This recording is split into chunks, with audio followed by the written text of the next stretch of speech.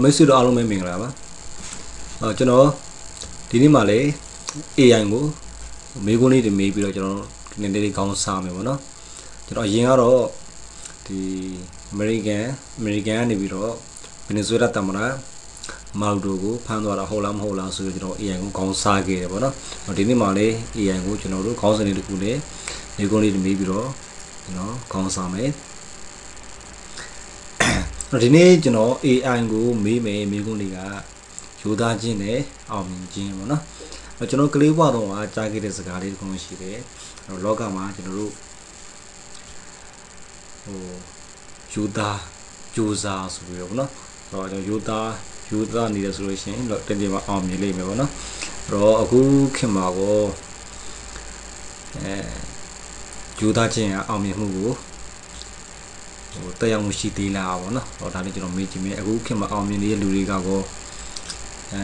ယူသားကြကြလားပေါ့နော်ယူသားတဲ့လူတွေကကောတနေ့နေ့တစ်ချိန်မှာအောင်မြင်နိုင်လားပေါ့နော်ဒါတွေသူဘလို့ဖြီးမလဲပေါ့နော်ဒါကိုကျွန်တော်တို့ AI ကိုမေးခွန်းလေးတွေမေးပြီးတော့နည်းနည်းလေးသွားပြီးတော့ click โอเคကျွန်တော်တို့မေးခွန်းလေးတစ်ခုနဲ့စလိုက်မယ်နော်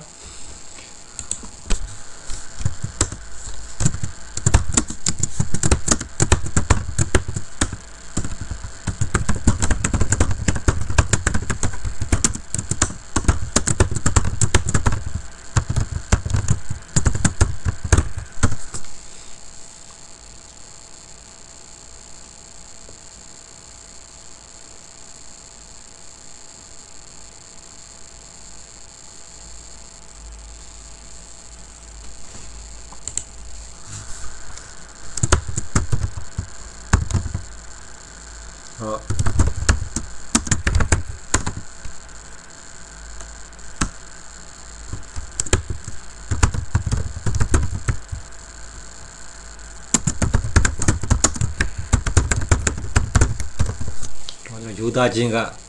လောကမှာအောင်မြင်နိုင်လားဆိုတဲ့မေးခွန်းလေးကျွန်တော်စလိုက်မယ်နော်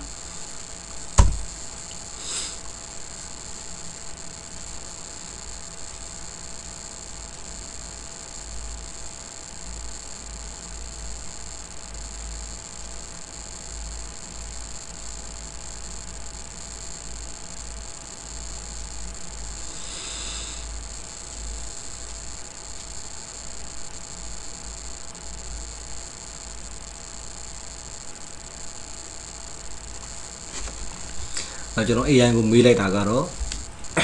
ယူသားခြင်းကလောကမှာအောင်မြင်နိုင်လားဆိုပြီးကျွန်တော်မေးလိုက်တာပေါ့နော်AI ကပြန်ဖြေတာယူသားပြောမယ်ဆိုရင်เนาะယူသားခြင်းတခုတည်းလောကမှာမလုံတော့ပါဘူးတဲ့เนาะဒါပေမဲ့ယူသားခြင်းမရှိရင်ရေရှည်အောင်မြင်မှုရှိနိုင်ဘူးတဲ့ဘာကြောင့်လဲယူသားသူတွေတစ်ခါတလေမှာအရှုံးပေါ်တယ်လေပေါ့နော်လိန်နေတာတွေအာနာသုံးတာတွေမတရားနေတတ်နေသုံးတဲ့သူတွေကခဏတာအောင်မြင်နေတဲ့ခဏတာအောင်မြင်တဲ့ထင်ရတယ်ပေါ့နော်တော့ယူသားသူတွေကမတရားမလုပ်ဘူးမကြော်မခွာဘူးပေါ့နော်အဲ့တော့သူတို့ကလောကမှာအောင်မြင်မှုတွေနောက်ကျတယ်လို့ခံစားရတယ်တဲ့ဒါပေမဲ့ယူသားချင်းအင်အားကဘာလဲပေါ့နော်ယုံကြည်မှုကိုတိဆောက်တယ်လူတွေကမင်းကိုလေးစားလာတယ်မင်းကိုမင်းကိုမလိန်ရဘူးရေရှိမှလူကောင်းတွေအခွင့်အလမ်းတွေကိုဆွဲဆောင်တာတယ်အောင်မြင်ခြင်းဘာလို့အသေးလဲနော်ယူသားခြင်းစမဖြစ်ခြင်းမိမိခွင့်ကိုကာကွယ်နိုင်ခြင်းနော်လူကောင်းတို့မယူရမဖြစ်စီဆိုတဲ့နားလည်မှုတဲ့နော်သင်ယူပြီးတော့တိုးတက်နိုင်တယ်ဗောနော်အဲ့တော့သူပြောလာယူသားခြင်းတခုတည်းအောင်မှုအာမခံပါဘူးတဲ့ယူသားခြင်းမရှိရည်ရှိအောင်မဖြစ်နိုင်ဘူးတဲ့အဲ့တော့ယူသားခြင်းတခုနဲ့တဲနဲ့လေလောကမှာမအောင်မြင်နိုင်ဘူးဗောနော်ဒါပေမဲ့ရိုးသားခြင်းမရှိဘူးဆိုရင်လည်းရေရှင်မှာမအောင်မြင်နိုင်ဘူးပေါ့နော်ရိုးသားပြီးစမတ်ဖြစ်အောင်မြင်နိုင်တယ်ပေါ့နော်စမတ်ဖြစ်တယ်ဆိုတာကတော့ကျွန်တော်တို့ဒီရေရှင်ရှိတာဒါမျိုးပြောချင်တာပေါ့နော်အဲ့တော့ဒီမင်းကဒီမျိုးကိုပေးတာကိုယ်တိုင်ကရိုးသားခြင်းကိုတမိုးထားတဲ့လူဆိုတော့မြင်ရတယ်တဲ့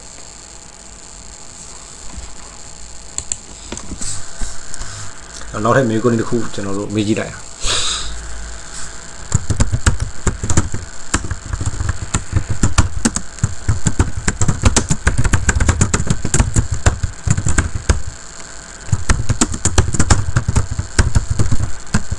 အဲ့တော့အခုခေတ်မှာအောင်မြင်နေတဲ့လူတွေကကိုရိုးသားကြလားဆိုတော့မေးခွန်းလေးမေးတိုင်းပြီနော်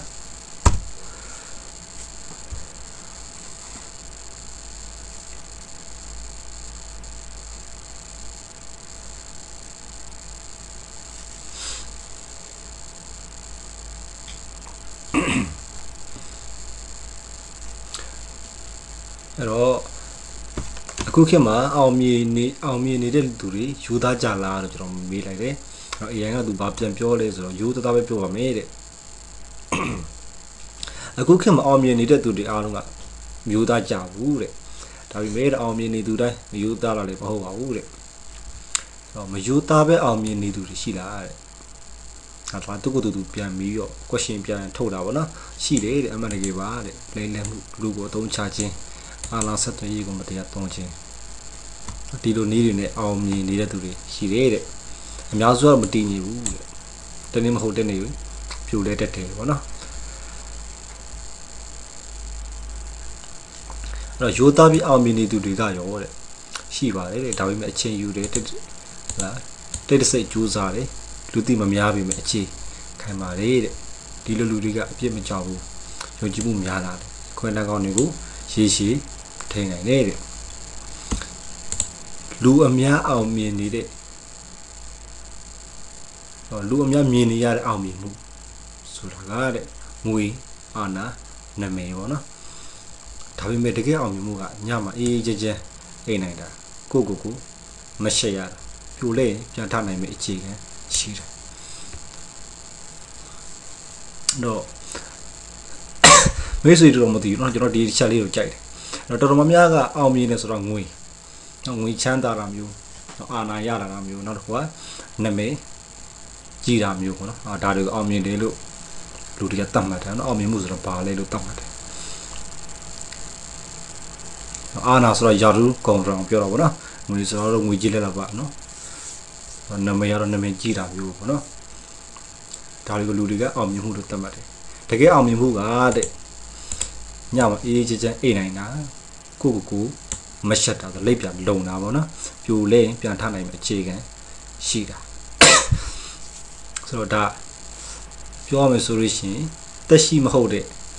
AI ကဖြေသွားတဲ့ဖြေလေးပေါ့နော်ဟောဒါလေးတော့နေစီတော့သဘောကျမယ်ထင်ပါတယ်နော်အမှန်တရားကိုဒီကြောင်းလေးနဲ့ပြောရရင်မယူသားတဲ့လူတွေကအရင်ရောက်တတ်တယ်ယူသားတဲ့လူတွေကအဝေးရောက်တတ်တယ်မင်းဘလို့လူဖြစ်ရှင်လဲဆိုတာကလည်းအောင်မြင်မှုတစ်ခုအရေးကြီးပါတယ်တဲ့မင်းစိတ်ထဲမှာတရားကိုကြည့်ပြီးမိကူမေးနေတာဆိုရင်အဲ့ဒါကိုပြောချင်ရတယ်နားထောင်ပေးနိုင်နေတဲ့ကျွန်တော်တော့ AI ကိုဘာမှမပြောဘူး AI ကိုကျွန်တော်မေးကူမဲထုတ်မှာဖြစ်တဲ့အတွက် AI ကိုတော့ကျွန်တော်ဘာမှပြောတော့ဘောနော်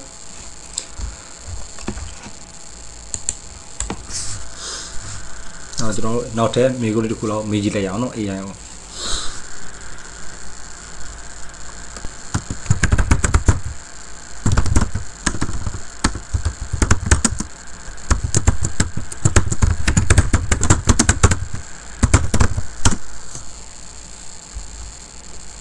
ကျွန်တော် AI ကိုအောင်မြင်ခြင်းကကံတရားပေါ်မှာ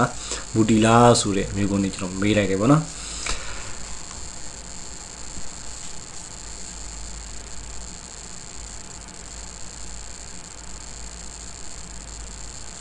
အဲ့တော့ AI ကသူဖြေတာဗောနော်အောင်မြင်ခြင်းဆိုတာတဲ့ကံတရားပေါ်မှာနော်တစ်ခါတလေအချို့ဗောနော်မူတည်ပါတယ်တဲ့ဒါပေမဲ့တဲ့ကံတရားတစ်ခုတည်းနဲ့တော့မဖြစ်နိုင်ပါဘူးတဲ့ကံတရားဆိုတာပါလေမွေးလာတဲ့အချင်းတွေမိသားစုပတ်ဝန်းကျင်အချိန်အခါပေါ့နော်ပြီးလို့ရှိရင်လူတွေနဲ့တွေ့ဆုံတဲ့အခွင့်အရေးပေါ့နော်အခွင့်အလမ်းတွေဒီရတွေကိုကိုမရွေးချယ်နိုင်ဘူးတဲ့ဒါကြောင့်အောင်မြင်မှုအစပိုင်းမှာကံရဲ့အခန်းကဏ္ဍရှိပါတယ်တဲ့ဒါပေမဲ့ကံတရားရဲ့အကန့်အသတ်ကံကအခွင့်အရေးကိုပေးနိုင်တယ်ဒါပေမဲ့မတုံးတဲ့ရောက်သွားတယ်ပေါ့နော်ကံကအောင်မြင်မှုကိုမထိန်းနိုင်အခွင့်အရေးရတဲ့လူမကြိုးစားရင်အဆုံးမှာနောက်ကျသွားတတ်တယ်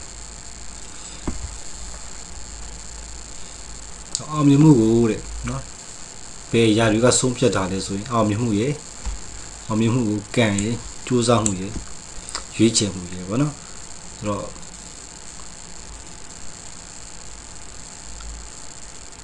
ကြိုးစားဖို့မရှိဘူးဆိုလို့ချင်းကံအလုံးမလို့ ရွေးချယ်မှုမှားသွားတယ်ဆိုလို့ရှိရင်လေ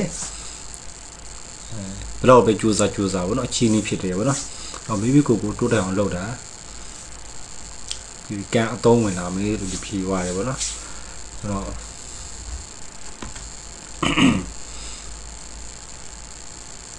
လူအများမြင်တဲ့ကံကောင်းတဲ့လူတွေပေါ့နော်ကံကောင်းတဲ့လူတွေကအခွင့်အရေးရလာတဲ့အချိန်မှာပြင်ဆင်ထားပြီးသားဖြစ်နေသူတွေဖြစ်တဲ့အဲ့တော့ဒီစကားလေးကမှန်ပါတယ်ဗျာနော်ဒီစကားလေးမှန်တယ်အဲ့တော့ကျွန်တော်တို့ဟာလာလူငယ်တွေမှာပေါ့နော်လူငယ်တွေမှာဆိုလို့ရှိရင်ဟာဒီ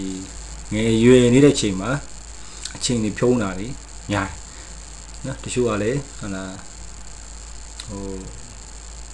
အပေါင်းသေးတွေနဲ့တငယ်ချင်းတွေနဲ့အချိန်ဖြုံးတာတွေများတယ်ကိုလှုပ်ချင်တဲ့အရာတွေနဲ့ဟာလာအချိန်ဖြုံးတာတွေများတယ်အဲ့တော့လေးလာမှုတင်ယူမှုအပိုင်းတွေကိုညှော်နေသွားကြတာမျိုးရှိတယ်ဆိုတော့အမှန်တကယ်ဘဝမှာအခွင့်အရေးတစ်ခုရလာတဲ့အချိန်မှာအဲ့အခွင့်အရေးကိုအမိရမဖန်ဆုံးနိုင်အဲ့တော့အမိရဖန်ဆုံးမဲ့နိုင်မဲ့ရည်ရှင်းတယ်မရှိဘူးဖြည့်ဆည်းထားရတယ်မရှိဘူးဟောအဲ့အချိန်မှာအခွင့်အရေးကရောက်လာတယ်ဆိုပေမဲ့လက်လွတ်သွားတာရှိတယ်ပေါ့နော်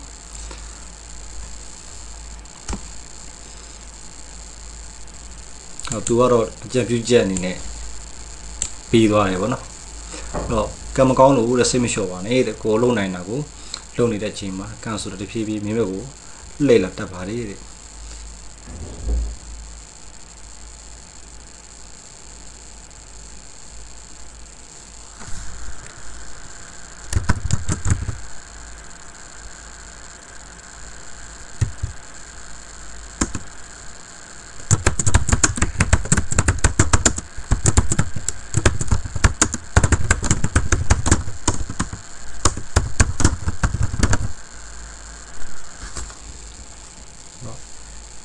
လူတွေရဲ့အနာဂတ်ကိုပေါ့နော်ကံတရားကတတ်မှတ်ပြီးသားလားဆိုတဲ့ညီကိုလေးတစ်ခုမေးလိုက်ပါနော်တချို့တွေကလည်းပြောကြတယ်လေဟာလားလူတွေရဲ့အနာဂတ်ကကံတရားတတ်မှတ်ပြီးသားတော့အတိတ်ကံတတ်မှတ်ပြီးသားတော့ပေါ့နော်ဒါကို AI ကသူဘယ်လိုဖြေမလဲပေါ့နော်ဒါလေးကျွန်တော်ဒီမျိုးကိုလေးမေးကြည့်လိုက်ပါမယ်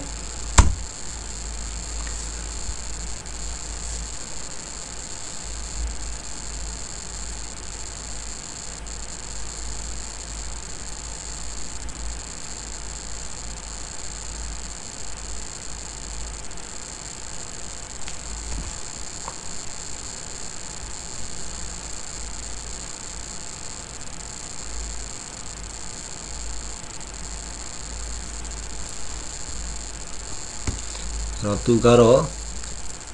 AI ကဖြေသွားတာကလူတွေရဲ့နာဂတ်ကိုတဲ့နော်ကံတရားကအပြည့်အဝသတ်မှတ်ပြီးတာမဟုတ်ပါဘူးတဲ့ဒါပေမဲ့တဲ့လုံးဝမဆိုင်ဘူးလည်းမဟုတ်ပါဘူးတဲ့အဲ့တော့ဒီကြားထဲမှာတဲ့နော်လူဘဝရဲ့အမှန်တရားဆိုတာရှိတယ်တဲ့ကံတရားကဘာကိုသတ်မှတ်ပေးလဲပေါ့နော်ဟောလူတွေမွေးဖွားလာတဲ့ချိန်အဲ့ဒါမိသားစုနိုင်ငံခေတ်နော်ကိုမရွေးချယ်နိုင်တဲ့အစိပ်ပိုင်းဒီကိုကံတရားသတ်မှတ်ပေးထားတယ်ပေါ့နော်အဲ့တော့မင်းနဲ့ဘယ်နေရာကစတင်ရမလဲဆိုတာပဲတဲ့ဒီကပေါ့နော်ဒါပေမဲ့တဲ့ကံတရားမသတ်မှတ်ပေးနိုင်တဲ့အရာတွေရှိတယ်တဲ့ဘဝမှာမိဘတို့ဆုံးဖြတ်ချမှာလေခက်ခဲကြုံရင်လက်လွတ်မလားဆက်ရှောင်မလားပေါ့နော်အဲ့တော့ကိုဖြစ်ချင်တဲ့လူအမျိုးသားကိုဘလို့လူတယောက်ဖြစ်ချင်တယ်ပေါ့နော်ပြီးရင်ကိုလို့တဲ့အပြုမှုစိတ်ထားပေါ့နော်ဒါတွေကိုကံတရားကမထိန်နိုင်ပါဘူးတဲ့ဒီနေရာမှာလူရဲ့စိတ်နဲ့လွတ်ရင်လူရဲ့စိတ်နဲ့လွတ်ရဲ့ဝင်လာတယ်ပေါ့နော်အမှန်တရားကိုဥပမာပြောရရင်ကံတရားကဒီလမ်းမပေါ်မှာမင်းကိုခြာထားမေလို့ပဲဆုံးဖြတ်တယ်တဲ့ဒါပေမဲ့တဲ့ဘယ်ဘက်ကရှောက်မလဲဘယ်လောက်အမြန်သွားမလဲလမ်းမှာရက်မလားဆက်သွားမလားအဲ့ဒါတွေကိုတော့မင်းကိုယ်တိုင်ပဲဆုံးဖြတ်ရမှာပါတဲ့ဘာကြောင့်လူတချို့ကကံကောင်းလေလို့ထင်ရလဲတဲ့အများသောအားဖြင့်အခက်အခဲကြားမှာတော့လက်မလို့ပဲကိုလို့နိုင်တာကိုဆက်လို့နိုင်တဲ့သူတွေအချင်းကြလာတော့အပြင်ကလူတွေကကံကောင်းလိုက်တာလို့ပြောကြတာပါတဲ့အချင်းကျုံနေတဲ့သူကအနာဂတ်ကိုလေနော်ကံတရားကအကုန်မတတ်မှတ်ထားဘူးပေါ့နော်လူကဘာမှမထိန်နိုင်ဘူးဆိုတော့လေမမှန်ဘူးတဲ့ကံတရားအစာပိုင်းတဲ့လူရဲ့အဆုံးဖြတ်ကအဆုံးသတ်ပေါ့နော်အဲ့တော့သူနောက်ဆုံးပြောသွားတာကကံတရားဆိုတာမင်းဘလို့လူဖြစ်မရမလဲဆိုတော့တဲ့အဆုံးဖြတ်မပေးနိုင်ပါဘူးတဲ့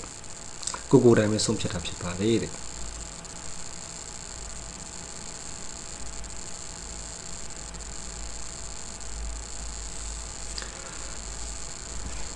တော့